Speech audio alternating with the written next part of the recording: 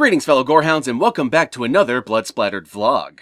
So I just got done watching The Open House, the latest Netflix original horror movie starring that guy from Netflix's 13 Reasons Why. Though personally I never actually watched that show, it just didn't look like it was my thing, but I did see the Goosebumps movie and Don't Breathe, which he was also in. And I gotta say, while I did enjoy those two movies, the actor himself didn't leave too much of an impression on me. He was just another leading man who could grow up to be something great. Or his career could just end up wallowing in really shitty to mediocre horror movies later in life. And unfortunately, if this guy is going that route, then this movie is definitely the start of that, because this is not a good movie in the slightest. It's at best extremely mediocre, and at worst just outright awful, especially the ending. This has one of the worst endings to a horror movie I've seen in at least 5 years. Maybe even more years than that, but I can only think back as far as 5 years off the top of my head. Now with that all being said, forgive me because I'm forgetting the actor's name. He in this movie is not too terrible. In fact, I feel like he could have done a really good job had this movie had better writing.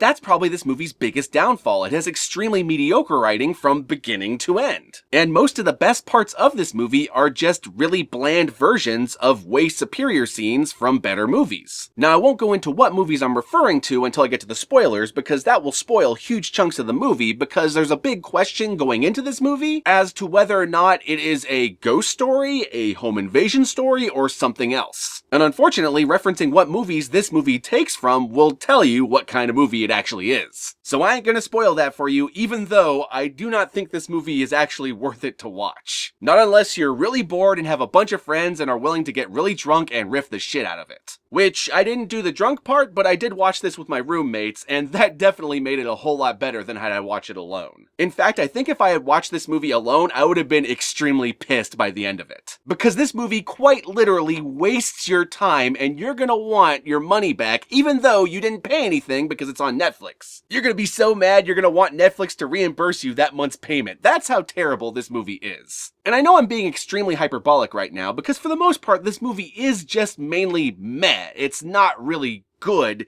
and it's not really outright terrible for the most part, except for like the ending and certain moments. But it is the kind of movie where when you think about it afterwards, the more you think about it, the worse it gets. Since I am the kind of person who does like to think about these movies and try to dissect them because I love movies and I love making them and I love watching them, this movie went from, that wasn't very good, was it, to, oh Jesus, that was absolutely dreadful, wasn't it, in just a few hours after watching it. Anyway, one of the other things I really don't like about this movie is that it does this thing that a lot of modern horror movies have been doing since The Babadook, where it tries to be about something greater than its intrinsic threat. I don't know if intrinsic was the right word there, but I was trying to sound smart and using big words, but the point is, the main threat of the movie isn't actually what the movie's about. For example, in The Babadook's case, the movie is about grief and getting over the death of a loved one and what that does to the inner workings of a family. And It Follows was about sexually transmitted diseases and how that's gonna follow you for the rest of your life, and how once you're infected with it, it'll affect the way everyone sees you. And this movie tries to do something similar to The Babadook, in which the main character and his mother are trying to get over the death of his father. And because certain things happen over the course of the movie, and because the threat in the movie does certain things, you think that's gonna amount to something. But ultimately, it turns out to just be a cheap ploy to get you to care for these characters, and doesn't actually build up to anything. You could have had this exact same movie with the same plot and removed the death of his father from the backstory of it, and the purpose and the meaning of the movie wouldn't have been drastically changed as a result of this. So what was the point of including it at all? Well, I guess the point is what I said earlier. It's mainly there to get you to empathize with the main characters and what they're going through, so that hopefully you'll care about them when things start getting real. But unfortunately, in this movie, it feels like the equivalent of just cheaply killing a dog, for example, to gain empathy from the audience. Especially since when it actually shows you the death of the father, it's so poorly filmed, it's unintentionally hilarious. And on top of that, this entire movie is a whole bunch of build-up to just pointless jump scares. And I say pointless because almost all the jump scares, with the exception of a few at the end, are all false. They're all fake outs, so not only are they extremely annoying when they happen, they don't actually make you jump, and you're just pissed off that it happened at all. Anyway, The Open House is currently available on Netflix. I can't include an Amazon affiliate link for it because it's a Netflix original movie. So to make up for that, I'm going to include an Amazon affiliate link in the description below to the movie Don't Breathe, a far superior movie starring the very same actor from this movie. And if you click that link and buy or rent the movie through that link, then I will get a kickback from it. And with all that said, my fellow Gorehounds, let us finally move on to the spoilers, and oh god, I'm really not looking forward to talking about this movie. It's just so bad.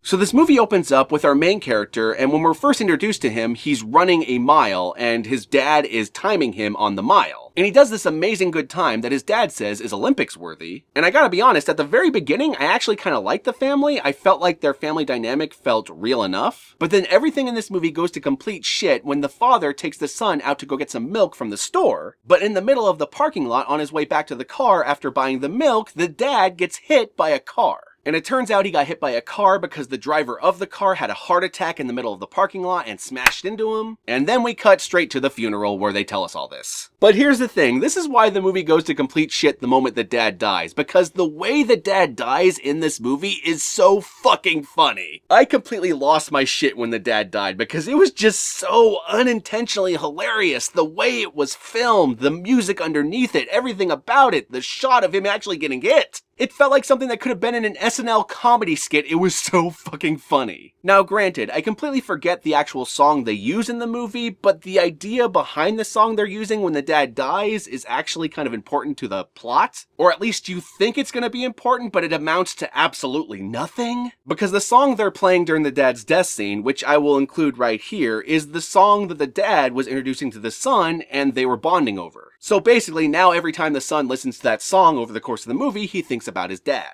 And yes, over the course of this movie, they will keep showing you flashbacks of his death in all its hilarity. As if the scene was not funny enough the first time, they had to do it 3 more times because rule of threes. Which just makes it feel like even more of a joke to me, but I don't know, maybe I'm just a sick fuck. Anyway, so his dad dies, but then his mom can't pay the mortgage to their house, so her sister invites them to live in her open house, which is essentially this big, beautiful vacation house in the middle of the forest that she is currently selling, so they're having open houses every week. And this is one of the first moments where I had like actual logical problems with the premise of this movie. Because the reason her sister gives that she's allowing her to live in that other house is so she can get back up on her feet. And we're not just talking emotionally either, we're also talking about getting a job. But my problem here is twofold. Number one, I don't really think leaving the place they love in which they have a life and going out to the middle of nowhere is the best way to deal with grief. Because at that point, you're completely alone and not surrounded by anyone who cares about you. You become a stranger in a new town and you have to deal with that on top of the grief. I mean, I get going on vacation to deal with it, but this is a really shitty vacation.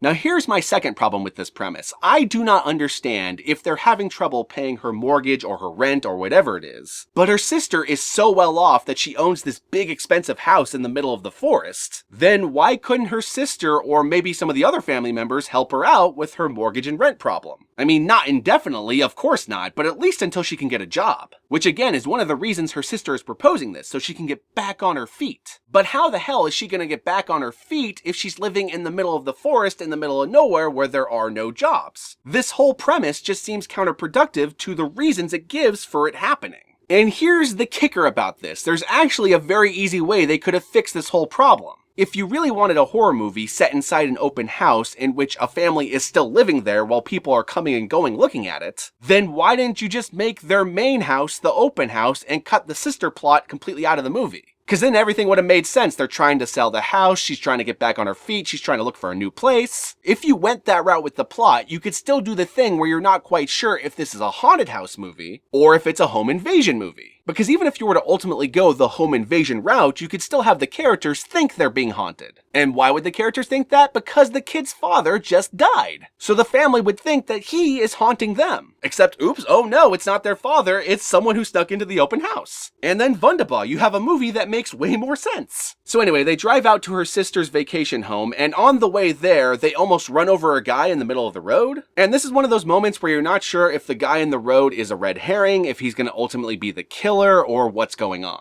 And there's also another character who's introduced who's a potential killer, but also a potential red herring, and it's this neighbor who lives near them. And she's this old lady who seems to be completely crazy because every time they meet her, she says something different about her past. And the worst part about this character is I feel like there was a better movie within her as well, but that's a conversation for another day. I'm gonna stop talking about better movies within this movie because I will never get through the actual movie if I do. So anyway, they move into the open house and they have their first open house, and after their first open house, house, there's a shot of this guy sneaking into the house. But you're not sure if it's a guy sneaking into the house or if it's just a random person checking out the house. Huge spoilers here, but we're in the spoiler section, so who cares? It turns out to be an invader. So this guy snuck into the house during the open house and then starts fucking with them for the rest of the movie. He steals the main character's cell phone, he moves a bowl of cereal from one room to the other, he keeps putting out the pilot light so the water goes cold while they're taking showers. And some of the better scenes in this movie are scenes in which the main characters are sitting on a couch and there's like a door moving in the background. But even so, I feel like what they were trying to do with that scene was done way better in The Strangers, which while we're on home invasion movies, that's one of the problems with this movie. It is not as suspenseful as Hush, it's not as iconic as The Strangers, it's not as funny as You're Next, it's not as brutal as Kidnapped, and just about everything that happens in this movie happened in one of those other 4 movies in way better ways. And there's also just a ton of logical problems I have with the way the characters act in this movie. Like, you have the main character and his cell phone disappears and then his bowl of cereal keeps getting moved from one room to the other. And he never really brings this up to his mom. He never really asks her if she was moving his cereal. And every time the pilot light goes out, the mom keeps going down into the basement in just a towel. But the light down there is broken and she doesn't think to buy a new light bulb at any point in this movie. Which is really weird because you'd think they would have fixed all the lights inside the house before they started doing open houses. And if a light was broken specifically by the home invader, they probably should have made a big deal about that. And I really found myself hating the mom in this movie because there's a point where she yells at her son about their father being like an irresponsible care provider because they're in a whole bunch of debt, which felt really weird because if their father was irresponsible, what does that make the mom since she didn't have a job and was being a stay-at-home mom? I don't know, just something about that whole conversation just didn't work for me and it made me really hate the mom. And I know I'm all over the place, but I really don't want to do a plot-by-plot synopsis of this movie because I just am so bored with this movie. At no point do the characters think they're being haunted by their father, so the whole death of their father thing doesn't really amount to anything. Even though the killer uses the death of the father to fuck with the family. Like, there's a point during the climax where he plays the song that the main character has been playing all the time that made him think of his father. But that doesn't amount to anything. The song just plays and then nothing. And there's also a scene in this movie in which the main character gets a call from her sister saying that the realtor company says that someone broke into the open house. So instead of calling the cops to make sure that the house is safe, they run straight to the house, which didn't make sense to me, but whatever. And when they get there, the invader had set up like this romantic dinner scene for them. But that romantic dinner scene amounts to nothing because guess what? I'm about to spoil the absolute ending of this movie, and I normally don't do that, so if you don't want the actual ending spoiled, then stop here. We never actually find out who the killer was in this movie. It was just a complete rando. Random guy who goes from open house and kills people. So I get kinda what the movie's trying to do. It's trying to do Billy from Black Christmas. But in Black Christmas, you got a good idea of who Billy was through his phone conversations and just the things he did throughout the movie. But in this movie, this guy's all over the place. He just fucks with them and then kills them and the end. And oh yeah, spoilers, everyone dies in this movie, no one makes it out. Even the main character's ability to run a mile really fast doesn't amount to anything by the end of this movie. And also, the killer does a lot of really stupid and pointless things. He knocks out the main character and then covers him in water, I guess to torture him and give him hypothermia. But he doesn't tie the main character up, he just leaves him there to die in the cold. But that's a long way around the block, my friend. That's gonna take a while to kill him. So you had to know he was gonna get back up at some point and come after you. I mean, come on, dude. But that's just the tip of the iceberg of the stupid shit that happens in this movie, and I am so exhausted I don't want to go into all of it. So let me just say, the open house might as well be the open outhouse, because it is full of shit. And I don't recommend it, but if you want a way better home invasion movie, then click the Amazon affiliate link in the description below and watch Don't Breathe. And with that all said, my fellow Gorehounds, be sure to like, comment, subscribe, and don't forget to ring that notification bell so that you're notified of my videos immediately upon their upload. And as always, peace out, and I'll catch y'all later, hopefully with a better movie than Open House.